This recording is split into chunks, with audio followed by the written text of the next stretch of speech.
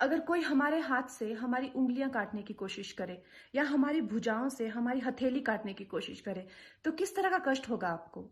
वही कष्ट पहुंचाया है चाइना ने हमें लद्दाख पर अपनी लालची नजरें गड़ा के, और वहां हमारी सीमा का एक एक इंच बचाते हुए हमारे 20 जवान शहीद हो गए हैं। क्या भूल पाएंगे आप उनकी माओं के आंसू, उनकी विधवाओं की चीखें और उनके बच्चों के दिए हुए बलिदान को?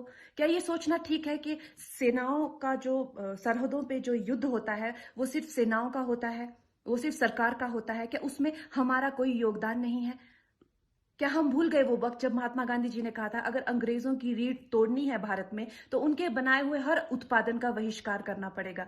तो क्या ये जरूरी नहीं है कि हम भी इस युद्ध में हिस्सा लें, क्योंकि लद्दाख सिर्फ एक जमीन का टुकड़ा नहीं है, भारत की अस्मिता का एक बहुत बड़ा हिस्सा है, भारत की हथेली है। हम उसे किसी तरह से इस दुश्मनों के उनके गंदे इरादों में सफल नहीं होने दे सकते।